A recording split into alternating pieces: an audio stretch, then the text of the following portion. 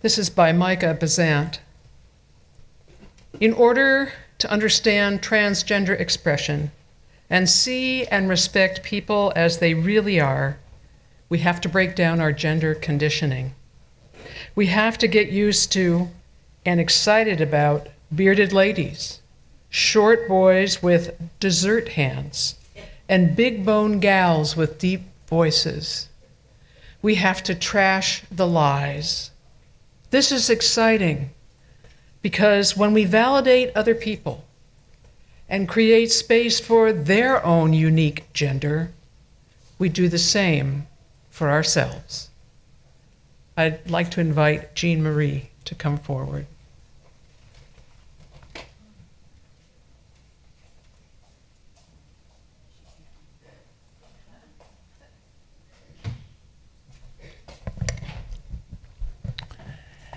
It's lucky no one told me I was going first, or I probably would have fled the entire church, gone home, and locked myself in a closet. Good morning. My name's Jean Marie Stein, and my preferred pronoun is she. You know, a few weeks ago, Reverend Lowe preached a sermon about illegal people. And now, thanks to the Trump administration, I am one. As Reverend Lowe pointed out at the time, cultures generally classify groups as illegal people so they can deny them rights, detain them, disappear them, and kill them. So here are the words that the Trump administration used to define me and my transgender sisters and brothers, and gender and non-binary and intersex siblings as illegal people to deny us normal human rights. For legal purposes, sex means a person's status as male or female based on immutable biological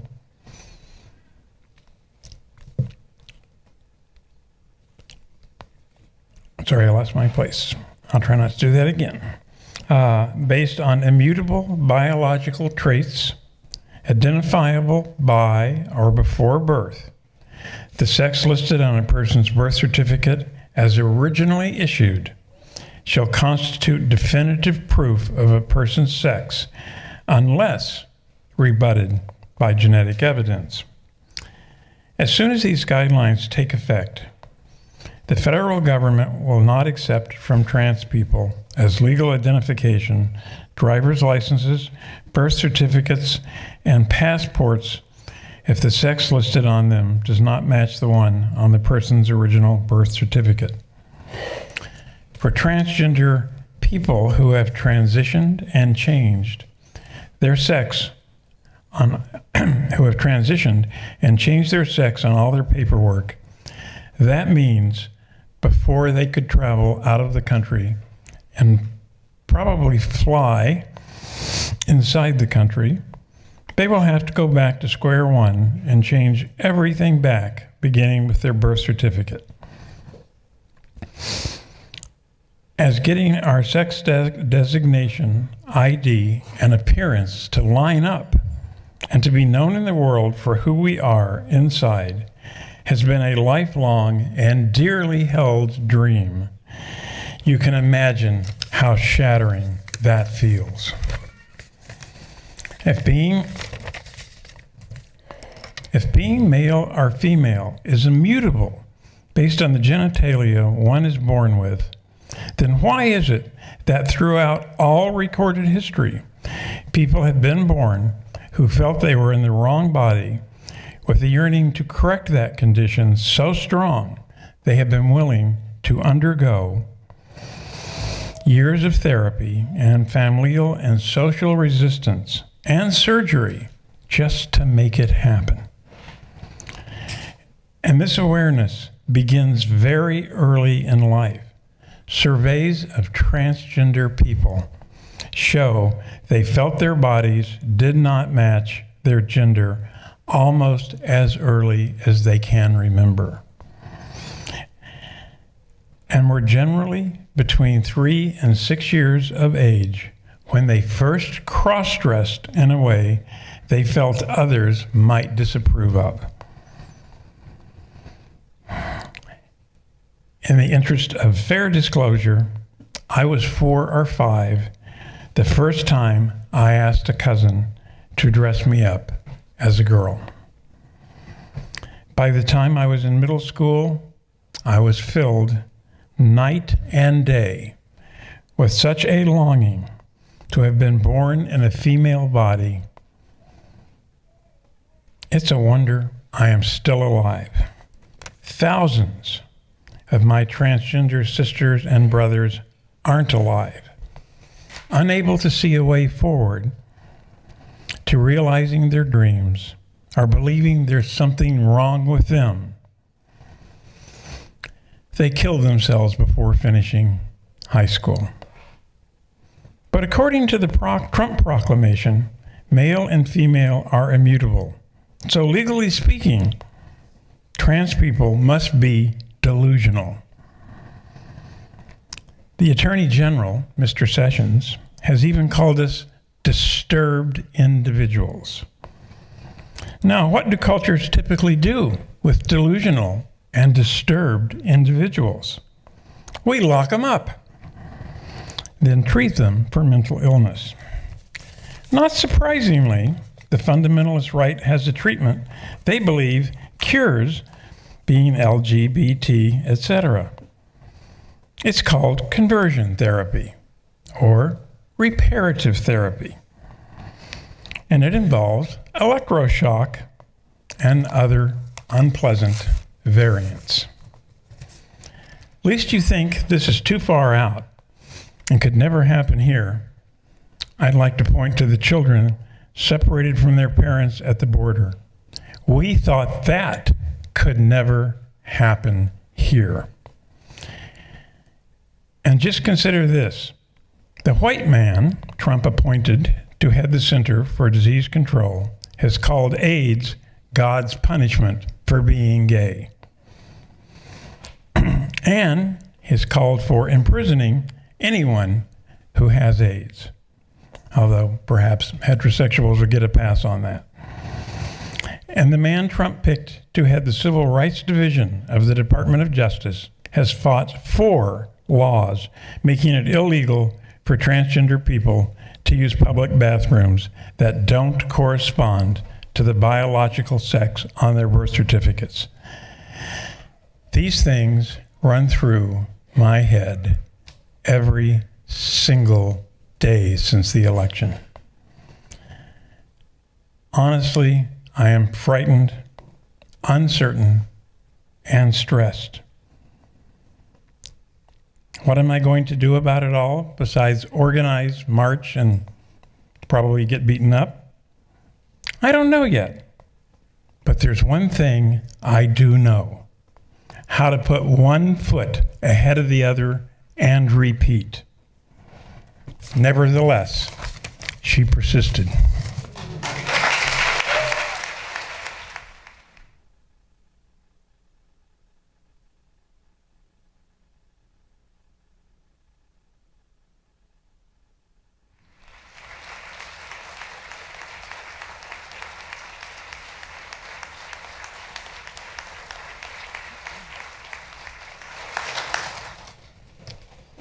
Good morning. My name is Amy Desert. My husband Dave and I have been Unitarian Universalists for about 18 years.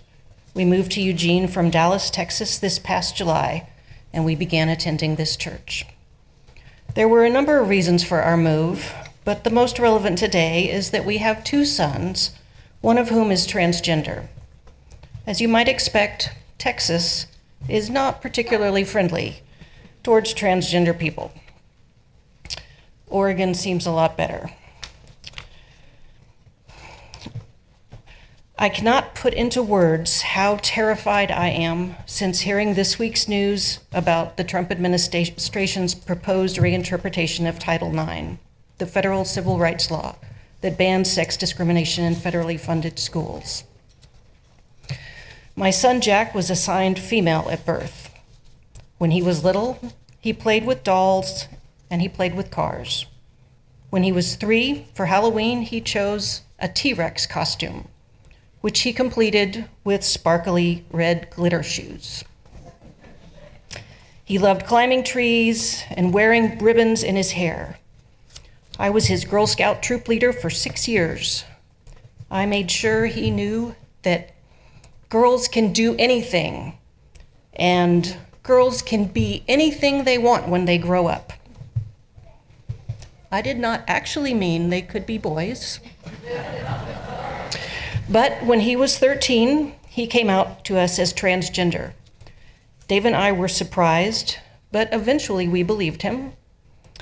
He is a person with the brain of a male located in a genetically female body. He is not confused about who he is, but I am concerned about the way the world will respond to him. Transgender people encounter barriers every day. Which bathroom is safe to use? Will they be evicted from their home if their landlord discovered they are transgender? Will they be fired from their jobs if their boss doesn't like transgender people? In many states, those things are legal. When Jack entered high school and wished to transition to male publicly, we met with the high school staff.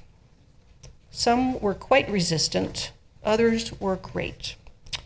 The principal told us it would sure be easier for everybody if Jack could just wait till he got to college to do that. Jack was allowed to use the school nurse's restroom at school that year, outing him as different every time. Jack's primary care physician told me that Jack was listening to The Great Deceiver. I assumed that meant Satan, and we got another doctor. As a parent, I want what every parent wants for their child, for them to be safe, healthy, able to explore their passions in school and college, and to find a meaningful life as an adult after that. Jack has had a lot of positive support from his parents, adults at our UU church, doctors, teachers, and other allies. However, like other transgender people, he has encountered discrimination and animosity in far too many places. I often worry that he will encounter a bully, either a peer or someone who holds a position of power over him. Since the 2016 presidential election, he has been threatened by bullies in the White House. The Trump administration has tried to bar transgender people from serving in the military. It has challenged civil rights protections for transgender people in the Affordable Care Act. It reversed the Obama-era guidelines that protected transgender students who wanted to use the bathrooms that corresponded to their gender identity. These are kids. The Department of Health and Human Services has argued that the Obama administration wrongfully extended civil rights protections to people who should not have them. The whole point of civil rights is that everyone should have them. I am terrified and furious. My son and all transgender and non-binary people are put at real risk of harm and even death when legal protections are removed. It is the role of the Departments of Health and Human Services, Justice, Education, and Labor to protect vulnerable people, not to erase them from civil rights laws. Go vote, my friends, and tell your nieces and nephews and grandchildren in other states to vote as well.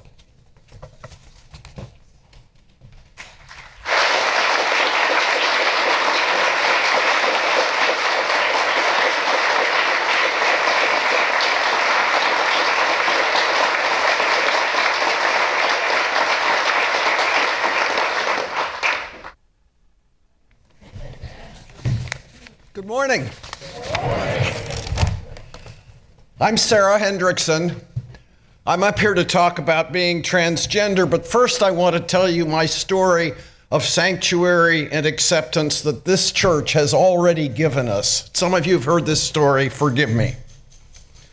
I'm extremely grateful to my wife of many years, my spouse, my companion, my partner, my wife, my ex-wife, my legal domestic partner, and yet again, my wife. We were married here in the early uh-ohs when Multnomah County tried to allow same-sex marriage, only to be declared invalid a year plus later. Carolyn Colbert, who was then our settled minister, emerged from her sabbatical to officiate at that ceremony. And with less than 2 days' notice and this church's famous grapevine, dozens of UUs packed the room at the Hilton, where we were turning what had started out to be a press conference into an honest-to-God witnessed real marriage ceremony. I was struck, we were struck so very, very deeply by this congregation's love and support. You made an enormous difference in my independent and fairly reserved up to that point heart. Our church has a noble history of being on the side of love, with all our differences and all our glorious loves.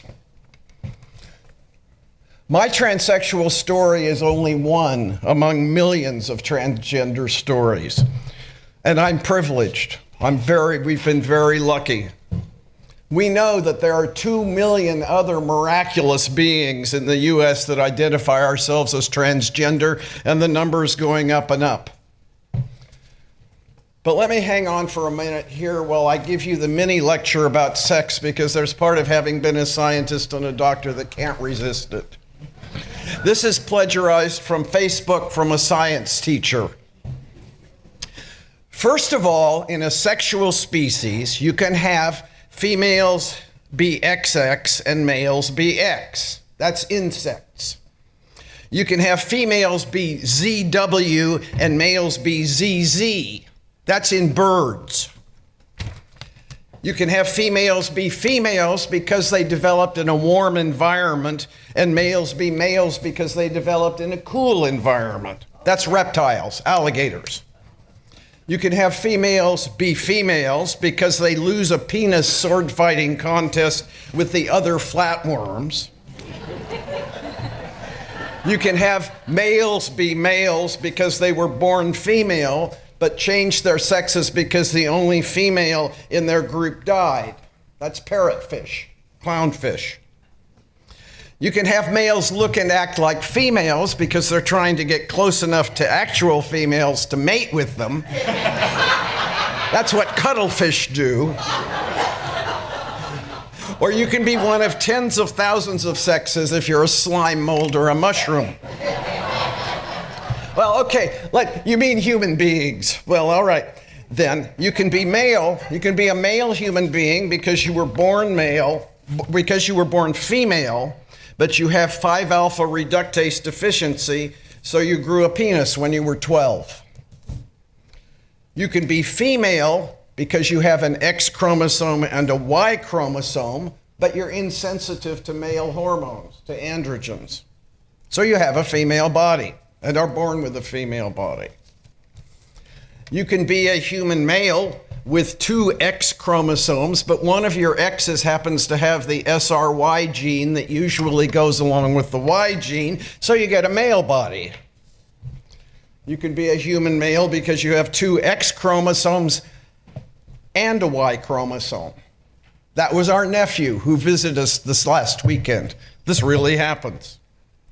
You can be female because you have only 1 X chromosome at all. And you can be male because you have 2 X chromosomes, but your heart and brain are male, and vice versa. It gets complicated. It's weird. It's wonderful. I was born a rather long time ago in 1946 to a healthy mother who may or may not have had an unusual blip of androgenic male hormone about 5 months before I was born. I was a tomboy, though I still have vivid memories of arguments with my parents over whether I was going to wear a skirt or a shirt to whatever it was. Most of my childhood memories are happy. I spent a lot of time in the tops of trees, exploring the wild places where people weren't. My fantasy self was always a boy. A good friend reminded me last year that when we were playing those games together to rescue captives from the villains or carry secret messages to the good guys. She was always the girl who was disguised as a boy, and I was the boy. I wanted to be Peter Pan. I was deeply disappointed when Mary Martin, remember Mary Martin, the popular pixie-ish mid-50s actress who played Peter Pan on TV, turned out to have an adult female body. I didn't want to grow up, but I did. I hated puberty. But I was a realist, and that was the 50s and the 60s, and I figured, you know, I was a girl, and I guess I'd do what I had to do to be a woman. I also experienced the first of a series of a lifelong depression, which I have long assumed was part of just being part of my family and part of the human condition. And I was raised with a stiff upper lip and a father who liked to say, "Rise above it, darling." So that was my approach to life, and I coped. My sexual acting out to prove to myself that I was a functioning female and a proper woman didn't have any significant physical consequences. I was lucky, but it didn't work very well. I tried marrying an acceptable graduate student so I continued to do woman right and have my 2.5 well-behaved children. That didn't work out very well either. But again, I was lucky. Okay, well, I loved women, so I must be a lesbian. That worked. So we did life, we had professions, we raised 3 wonderful now adult men, or sometimes I think they raised us. We ran for office, we ran rivers, we got involved with this beloved church. We've been very, very lucky. And every once in a while, we'd encounter people, stories about sex changes, and I'd think to myself, oh, I could have done that if I were younger, if I weren't a doctor, if I were less public, if we weren't the poster girls for same-sex marriage in Southern Oregon, if we weren't just so damn busy. And actually, it did seem a little bit weird. Then, just a couple of years ago, UUCE here offered our first adult OWL program. Our Whole Lives is a comprehensive sexuality education program that the UUA and the United Church of Christ developed and have been developing for the last 20-some years. It's a wonderful curriculum. Even PTAs adopt it throughout the country. I honestly don't remember any motivation for signing up for the class other than that there were some cool people signed up for the class that we'd like to get to know better, and the folks who were teaching it were really an extraordinary couple. I've taught sex ed. I thought, well, yeah, we'll just see how they do it now. Then 2 transgender men came to the OWL class. Talking about their experience honestly and openly, and I went home and my brain started fizzing. A couple of days later, I woke up from an extraordinarily vivid dream, and I knew I would become a man, that I would make this sex change. It wasn't a decision that I consciously made. It was more like it was a decision that made itself to me. There it was. So now I'm a guy. I'm a man who used to be a woman, special kind of man, a trans man, a genderqueer man. I didn't get the androgynous Peter Pan body of my dreams. What I got when I look in the mirror is I got an old guy with arthritis and, and a fraying cardiac conduction system and wrinkles. And I am so very much at home. This is not weird. This is wonderful. The best word I have been able to find to describe the situation is congruent. I have a sense of fitness and ease that I hadn't had before for the 60-some years that I was a woman. And I'm not depressed. Sure, I get discouraged at the state of the world. No sane person shouldn't. But the depression is gone. I don't have the clinical depression. And here I am, joyful sometimes, and often more than a little bit surprised. Having been on both sides, I hope I know my brothers, you, my brothers, and my sons better and with a little more compassion to what makes men behave the way we do. I'm a little bit surprised too, and sometimes disappointed by how much residual social sexism I see routinely, even at this church, even in our community. But I am not surprised to find myself still me. I'm reassured to know and find out that men and women we're really not all that different. Although we, trans people, cis people, queer people, straight people, are also infinitely diverse and endlessly fascinating. All sorts of people, all of us created from love, created to be loved. So, dear people, love each other and love us. And let me end with another plea. If you haven't already, go and vote. Vote so that all our brothers and sisters, trans, cis, or whatever, whether we're born in different countries, whether we follow different religions, whether we have different colors of our skin, whether we are differently abled, all of us who carry our slices of the rainbow, all of us to find sanctuary and to live with our inherent worth and dignity, so that none of us will be erased. If you haven't, go and vote. Thank you.